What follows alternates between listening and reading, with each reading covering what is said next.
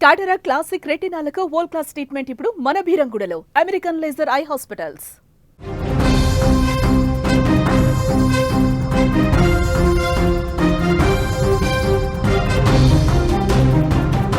ప్రొద్దుటూరులో కన్న తల్లినే అత్యంత కిరాతకంగా చంపినటువంటి కొడుకు ఘటన రాష్ట్ర వ్యాప్తంగా సంచలనంగా మారింది. ఇందులో భాగంగా కొడుకు యశ్వంత్ను విచారిస్తున్నారు పోలీసులు. ఈ విచారణలో ఊహించని అంశాలు బయటకు వస్తున్నట్టుగా తెలుస్తుంది. తానే దేవుడు అనేటువంటి ఫీలింగ్లో ఆ యువకుడు ఉన్నట్టుగా తెలుస్తుంది. యశ్వంత్ దేవుడెలా అయ్యాడు, తనకు తాను దేవుడెందుకు అనుకున్నాడు, అధిక లాలూచియే అతడి వింత ప్రవర్తనకు కారణమా, ఇంకేమైనా కారణాలు ఉన్నాయా?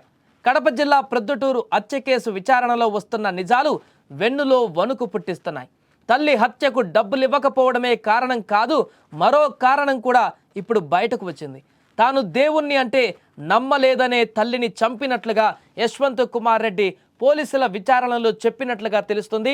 యశ్వంత్ మానసిక స్థితి సరిగా లేక డబ్బులు ఇవ్వలేదనే తల్లి లక్ష్మీదేవి ప్రాణం తీసినట్టు అంతా భావిస్తున్నటువంటి వేళ ఇప్పుడు నేను దేవుడిననే కొత్త యాంగిల్ తెరపైకి రావడంతో అందరూ ఆశ్చర్యానికి గురవుతున్నారు. అసలు యశ్వంత్ తనకు తాను ఎందుకు దేవుడు అనుకున్నాడు? అలా ప్రభావితం అవ్వడానికి గల కారణాలు ఏమైనా ఉన్నాయా? అతి ప్రేమ అనే చర్చ కూడా ఇందులో ప్రధానంగా నడుస్తుంది.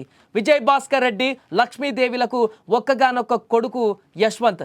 చిన్నప్పటి నుంచి వారికి కొడుకంటే చాలా ప్రేమ. ఏమడిగినా ఇచ్చేవారు, ఏదడిగినా కాదనలేదు. అత్యంత ప్రేమ చూపించారు. యశ్వంత్ కావాలన్నది కూడా దొరికేది, చెప్పిందే జరిగేది. దీంతో అతను చెప్పిందే వేదం అనుకున్నాడు, తనకు తానే సుప్రీం అనుకున్నాడు. అయితే అలా పెద్దయ్యాక కూడా అదే మైండ్ సెట్తో పెరిగినటువంటి యశ్వంత్ తల్లిదండ్రులు నో చెబితే తట్టుకోలేకపోయేవాడు. ఈ క్రమంలోనే మెంటల్ బ్యాలెన్స్ తప్పి ఒక సైకోగా మారిపోయినట్టుగా తెలుస్తుంది. ఆ క్రమంలోనే తానే దేవుడినని అనుకునేలా అతడు మైండ్ మారిపోయింది. అందుకే ఒక్కడే హైదరాబాదులోని గదిలో ఉండటం, ఎవరితో కలవకపోవడం, మాట్లాడకపోవడం అతడి మానసిక స్థితిని మరింత మార్చేశాయి. ఇదే ప్రవర్తనతో తల్లితో గొడవపడి ఆమె ప్రాణాల్ని తీసినట్టుగా తెలుస్తుంది.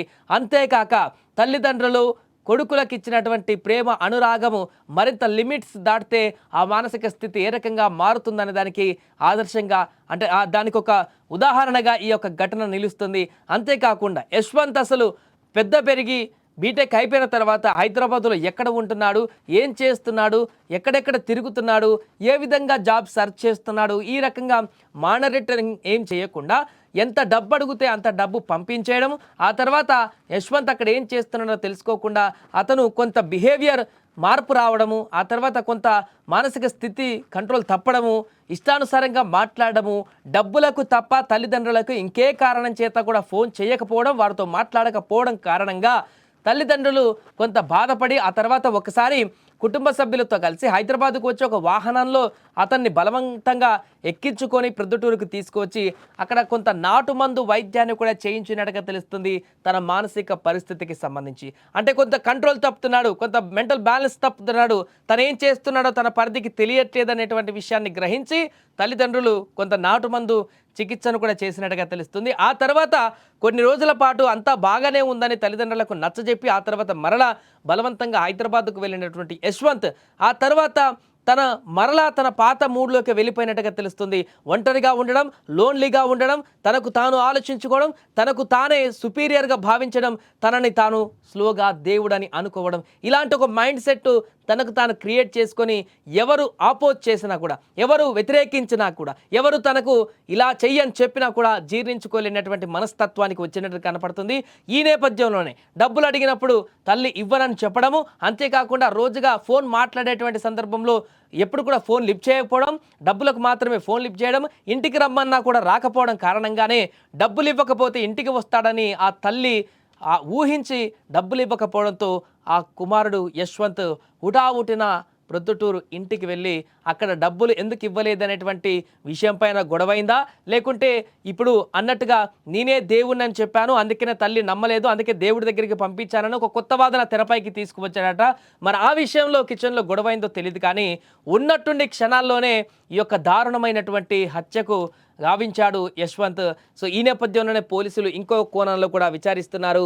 తన మానసిక పరిస్థితి ఏంటి, హాస్టల్లో ఎలా ఉండేవాడు, అక్కడ స్నేహితులతో ఎలా బిహేవ్ చేసేవాడు, తను దేవుడని ఇంకెవరితోనైనా చెప్పాడా, దేవుడని చెప్పడానికి గల కారణాలు ఏంటి, తనకు ఈ రకమైనటువంటి మ్యానిపులేట్ చేసిన వ్యక్తులు ఇంకెవరైనా ఉన్నారా, తనని దేవుడని ఎవరు చెప్పారు, తనకు తానే అనుకున్నాడా, లేకుంటే తాను మెంటల్ బ్యాలెన్స్ చెప్పి విచారణలో పోలీసులకు ఇష్టం వచ్చినట్టుగా మాట్లాడుతున్నాడా, ఏం జరుగుతుంది అసలు, ఇంత దుర్మార్గమైనటువంటి ఘాతుకానికి పాల్పడినటువంటి యశ్వంత్ పూటకొక మాట చెప్తున్నటువంటి సందర్భం అయితే ఇప్పుడు విస్తుపోయేలా చేస్తుంది. ఇక దర్యాప్తులో విచారణలో ఒక్కొక్క అంశం బయటకు వస్తున్న సందర్భంలోనే ఈ కేసుకు సంబంధించి సరికొత్త చర్చ కూడా మొదలైంది. దీనికి సంబంధించి మరి కంక్లూజన్ ఏ రకంగా ఇస్తారు, దర్యాప్తు పూర్తి చేసిన తర్వాత పోలీసులు ఏం చెప్తారనేది కూడా వేచి చూడాలి.